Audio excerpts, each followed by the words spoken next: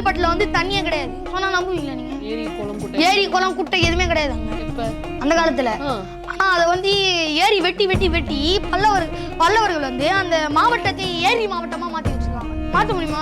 அவ்வளோ பெரிய இது தண்ணியே வரல அப்படின்ற இடத்தையே நீர் வளத்தை பார்த்து பயிர் தொழில் செய்யும் போது இந்த இடத்துல தண்ணி இருக்கு, இது வழியா நம்ம தோணுனோம்னா இந்த இடத்துல தண்ணி வரும், இந்த தண்ணி எடுத்துட்டு போய் இங்க கலக்கு மொத்தமா சேர்த்து இங்க வெயி அப்படின்ற பிளான்ஸ் அப்படின்ற பயிர் தொழில் பிளான்ஸோட நம்ம தமிழர்கள் நடந்திருக்காங்க. திட்டம் வகுக்கிறதுல சரியா இருந்திருக்காங்க. அதே மாதிரி காவிரி எவ்வளவு வேகமான ஆறு நீங்க சொல்லுங்க, அடிச்சுட்டு போயிடும். அது அவ்வளோ வேகமான ஆறை கட்டுப்படுத்தி 2000 வருஷத்துக்கு முன்னாடி கட்டுப்படுத்தி இன்னைக்கு உலகமே போற்றப்படும் கல்லணை கட்டி சாதனை படிச்சிருக்காங்க கரிகால சோழன். இதெல்லாம் யாருமே பண்ண முடியாத சாதனை. இந்த சாதனைகள் எல்லாம் தமிழ்நாட்டு மக்கள் பயிர் தொழில சிறந்து விளங்கினதுனால நீர் வேளாண்மையிலும் சிறந்து விளங்கியிருக்காங்க. ஆமா, பயிர் தொழில் பண்ணியிருந்தாங்க அப்படின்ற இது பயிர் தொழில் பண்ணதுனால தான் நீர் தேவைப்பட்டிருக்கு. இல்லைன்னா நீர் தேவைப்படாது.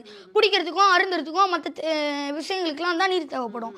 ஆனால் பயிர் தொழில் பண்ணனால தான் இங்கே கல்லணை பக்குரில் ஆறு மூழ்கி போச்சு. இந்த மாதிரி வரலாறு புறநானூறு பெரிய பெரிய தமிழர்களுக்கே உரித்தான அடையாளம் இல்லையா? சோ அப்பவே வந்து நீர் மேலாண்மையிலும் சிறந்து விளங்கியிருக்காங்க.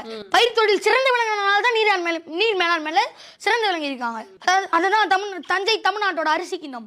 மல்லாட்டை இதோட தூய சொல் என்னன்னு பாத்தீங்கன்னா மணிலா கொட்டை. தமிழர்கள் வந்து கப்பல்ல போகும்போது அங்க இருக்க பயிரை பார்த்துட்டு மணிலா தலைநகரம் பிலிப்பைன்ஸோட தனி நகரம் மணிலால போயிட்டு இந்த மாதிரி பயிர் இருக்கிறத எடுத்துட்டு வந்து அதை நம்ம நாட்டுல விதைச்சு இதை வேர்க்கடியில வரதுனால வேர்க்கடை, நிலத்துக்கு உள்ள இருக்கிறதுனால நிலக்கடை நிலம் பேர் வச்சிருக்காங்க. அதே மாதிரி கரும்பு 8ஆம் வகுப்பு புக்கில் ஔவையார் ஒரு நாடகம் வரும். சேர மன்னரும் ஔவையார் பேசுகிற மாதிரி ஒரு நாடகம் வரும். அதில் ஔவையார் ஸ்கிரிப்ட் எடுத்து பார்த்தீங்கன்னா சேர மன்னர்கள் ஒரு இடத்துல புகழ்ந்து பேசுவாங்க. எங்கிருந்தோ ஒரு நாட்டிலேருந்து கரும்பு எடுத்துட்டு தமிழ்நாட்டில் வந்து அதை ஒரு பண்டிகை இதுவாக மாற்றிட்டீங்க, நல்லதுக்கு இதுவாக மாற்றி வச்சுருக்கீங்க, அது காரணம் சேரர்களான நீங்கள் தான் அப்படின்னு சொல்லியிருப்போம்.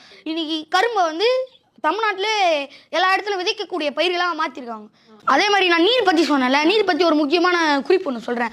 குமரிக்கண்டம் இருக்குல்ல, குமரிக்கண்டத்தில் பக்குரில்னு ஒரு ஆறு இருக்குது. பாண்டிய மன்னன் என்ன பண்ணார்னா, இந்த பக்குரில் ஆறு வீணாக போய் கடலில் கலக்குதே, இதை நம்ம திசை மாற்றி பயிர் தொழிலாளிகளுக்கு நிலத்துக்கு போகிற மாதிரி ஒரு ஸ்டாப்பிங் ஏஜென்ட்ஸ் மாதிரி பண்ணி வச்சுருக்காப்புல. அதாவது இப்போ மெட்ரோ ஸ்டேஷன் போனீங்கன்னா மெட்ரோவில் இவ்வளோ ஸ்டேஷன் வரும்ல, நம்ம இப்போ விருதுநகருக்கு வந்துருக்கோம், மதுரைக்கு வந்திருக்கோம், இந்த மாதிரி ஒவ்வொரு ஸ்டேஷன் வரும்ல, அந்த மாதிரி ஸ்டேஷன் மாதிரி தண்ணி போய் ஒவ்வொருடைய பயிர் தொழில் நிலத்திலையும் நின்று அப்படியே போய் ஒவ்வொருடைய பயிர் நிலத்திலையும் அந்த தண்ணி பயணிச்சு கடைசியில் வந்து அது ஒரு இடத்துக்கு போய் அப்படியே கடலில் கலக்குது. இது மூலமாக அந்த ஏரியாவில் என்ன ஆகுதுன்னு பார்த்தீங்கன்னா நீர் வளம் அந்த இடத்துல நல்லா இருக்கும். ஒரு வேகமாக ஓடிட்டு இருக்க ஆறை நீங்கள் திசை மாற்றுவீங்களா? கஷ்டம் தான். புறநானூறு பாடல்ல இருக்கு, ஒரு பாண்டிய மன்னன் வந்து அந்த ஆறையே பெரிய பெரிய பாறையில கொண்டு ஆறையே திசை மாற்றி வச்சிருக்காரு.